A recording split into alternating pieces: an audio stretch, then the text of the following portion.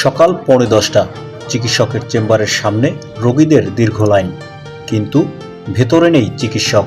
ভোর 6:30টায় এসে সিরিয়াল দেয়া রোগীরা জানেন না কখন দর্শন পাবেন চিকিৎসকের।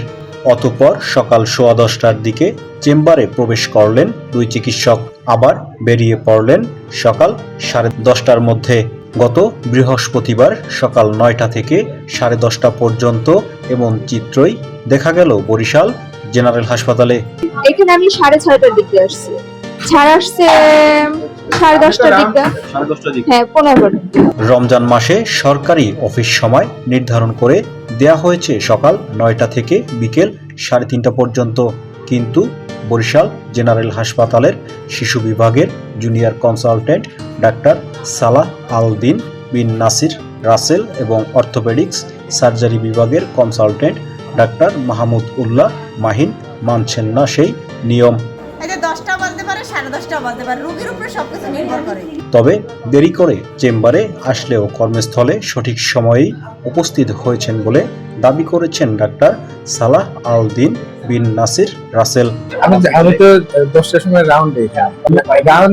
রাউন্ডের ওখানে তারপর বালিশ নাই, স্টোরে বালিশের খবর হ্যাঁ, বালিশ হয়েছে এক একটা বেডে 2জন করে পেশেন্ট আছে। সেই 2জন পেশেন্টে আমরা এক একটা বেডে আপনি আসেন, চলেন আমার দেখেন। না আমার ওয়ার্ড দেখবেন না, আমি আপনাকে ঘুরিয়ে দেবো, আপনি আসেন। আমি আমার এখানে তো রোগী 90 জনের উপরে, আমি তো সেটা 90 জনের ইয়া দিই। অপরদিকে অফিসের কাজে ব্যস্ততার কারণে চেম্বারে পৌঁছতে দেরি হয়েছে বলে দাবি অর্থোপেডিক সার্জারি বিভাগের কনসালটেন্ট ডাক্তার মাহমুদ উল্লাহ মাহিনের। আগেই আসছি, আপনি আমি হাসপাতালে আগেই আসছি, আমি হসপিটালে অফিস নিয়েছিলাম। আমি টাইম মতো আসি, আমি সাধারণত অনুপস্থিত থাকি না। আপনি আমার সম্পর্কে জানতে চাইলে আপনি আশেপাশে সব জায়গায় জিজ্ঞাসা করেন, আমি সাধারণত অনুপস্থিত থাকি না এবং আমি টাইম মতোই আসি।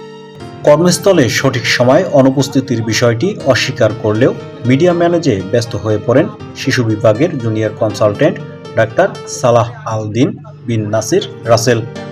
তিনি পিছু ছোটেন প্রতিবেদকের। এরপর শুরু হয় রাজনৈতিক এবং গণমাধ্যম কর্মীদের মাধ্যমে সমঝোতার প্রস্তাব।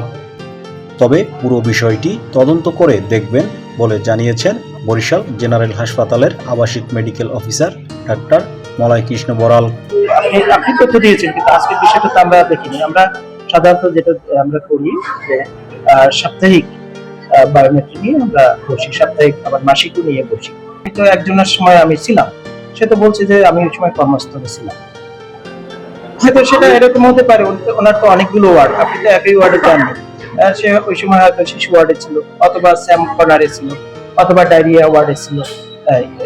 এটা তো তার সে নিজেই বক্তব্য দিয়েছে যে সে ছিল। হ্যাঁ, আমরা খতিয়ে দেখি তো।